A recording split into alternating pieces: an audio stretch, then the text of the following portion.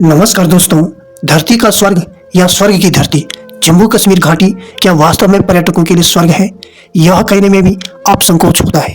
और इसमें दोष ना ही कश्मीर घाटी का है, ना ही कुदरत का और ना ही पर्यटकों का, बल्कि शांति, सुकून और समृद्धि का दुश्मन पाकिस्तान और पाकिस्तानी सेना का है।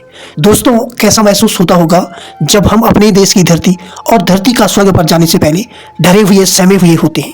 क्या वास्तव में हमारे लिए यह स्वर्ग है या कुछ और?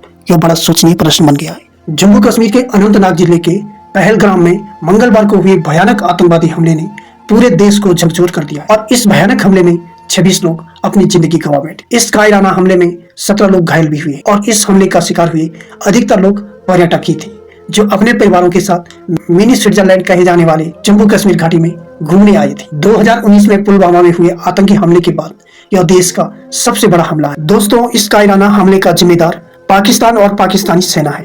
पाकिस्तानी सेना सामने से युद्ध नहीं कर सकती, इसलिए उसने यह आतंकी संगठन तैयार किया हुआ है। वैसे तो इस आतंकी हमले का मास्टरमाइंड हफीज सईद का चेला सैफुल्लाह खलीद बताया जाता है, लेकिन दोस्तों, मास्टरमाइंड तो इस हमले का पाकिस्तानी सेना ही है।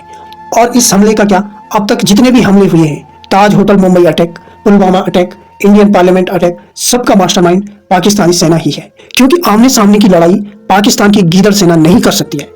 1948 का युद्ध, 1965 का युद्ध, 1971 का युद्ध और 2001-2002 का भारत पाकिस्तान कारगिल युद्ध इसका जीता जागता सबूत है।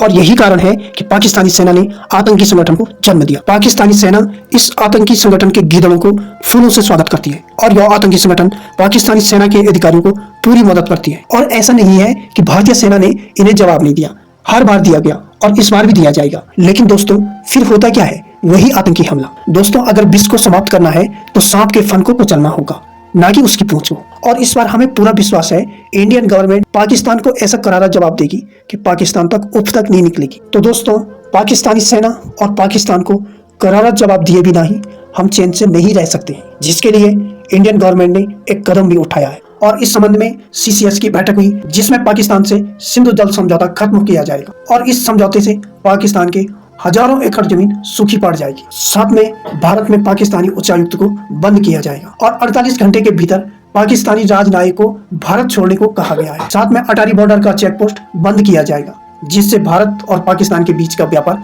एकदम समाप्त हो जाएगा और सारे पाकिस्तानियों का वीजा रद्द किया जाएगा।